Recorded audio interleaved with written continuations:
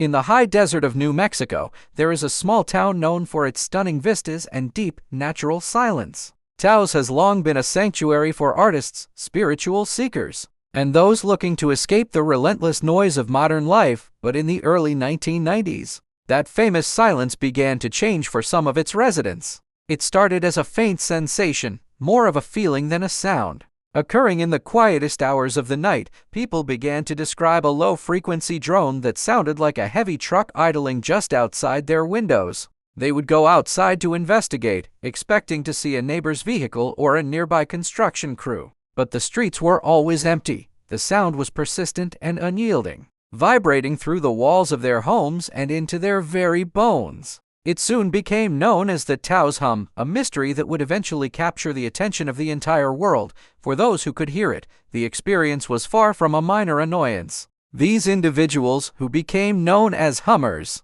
described a physical toll that pushed them to the edge of their sanity. They suffered from chronic insomnia because the sound seemed to grow louder the moment they tried to sleep. Many reported intense pressure in their ears, sudden nosebleeds, and a feeling of dizzying vertigo that never quite went away.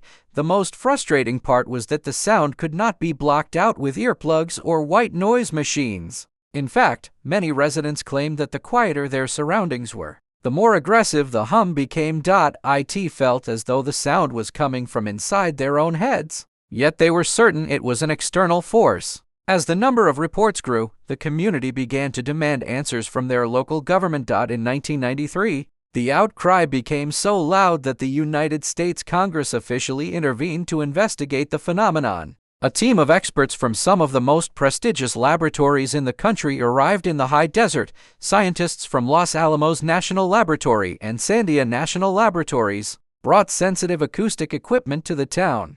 They set up specialized microphones and vibration sensors designed to catch sounds far below the range of human hearing. The researchers spent weeks monitoring the air and the ground, looking for any mechanical or industrial source. They checked local power lines, secret military installations, and even the gas pipelines buried beneath the desert floor. Despite their high-tech arrays and years of experience, the results were baffling and inconclusive. The microphones picked up nothing unusual, and the sensors showed no evidence of a consistent mechanical vibration, while the machines heard nothing. The residents continued to suffer from the unrelenting drone. This led scientists to look into the possibility that the hum was a psychological or physiological issue.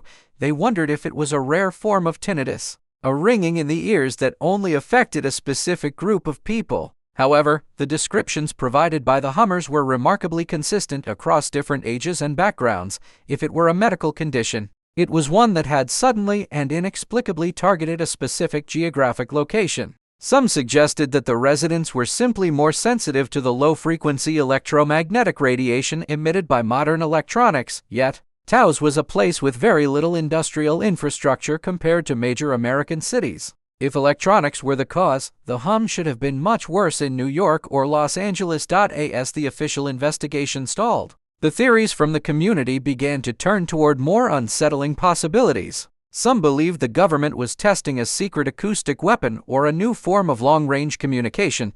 Others looked toward the sky, wondering if the sound was a byproduct of unusual atmospheric conditions or high-altitude craft. But one theory began to gain more traction among those who spent their lives studying the Earth itself.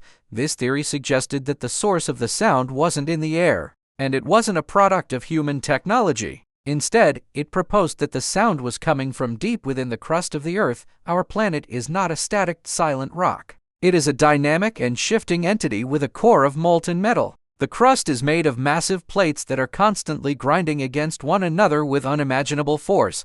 Some geologists believe that these movements create a phenomenon known as microseisms. These are low-frequency vibrations caused by the interaction of the ocean waves with the seafloor and the shifting of tectonic plates. Under the right conditions, these vibrations can travel thousands of miles through the lithosphere. It is possible that the unique geology of New Mexico acts like a giant sounding board for these deep earth movements. If this is true, the Taos hum isn't a mechanical noise at all, but the sound of the planet itself. The hummers might be people whose hearing is tuned to a frequency that most of us have evolved to ignore. They're hearing the slow, rhythmic grinding of the world beneath their feet as it moves and breathes. This would explain why the sound feels like it is coming from everywhere and nowhere at the same time. It would also explain why no amount of soundproofing or distance can provide relief to those who are sensitive to it. You cannot run away from a sound that is being generated by the very ground you are standing on. To hear the earth breathe is to be reminded of how small we are in the face of planetary forces. For the people of Taos, this realization brought a strange mix of awe and absolute terror. Imagine being trapped in a house where the floor is constantly singing a song you cannot turn off. It is a reminder that the environment we perceive as solid and stable is actually in a state of perpetual motion. Decades have passed since the initial investigation, and the Taos Hum has never truly gone away. Some of the original residents moved to other states in a desperate search for quiet, only to find the sound followed them.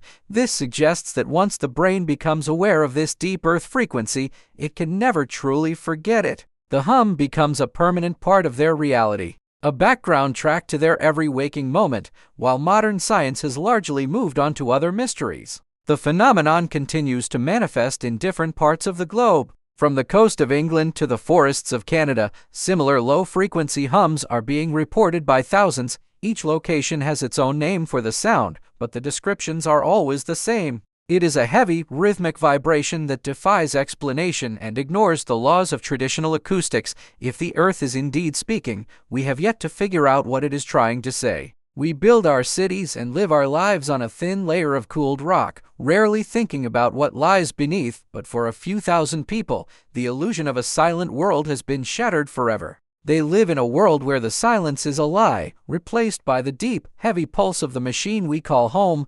The Taos Hum remains one of the most significant unsolved mysteries of the natural world. It serves as a haunting reminder that there are vibrations in this universe that our instruments cannot yet measure.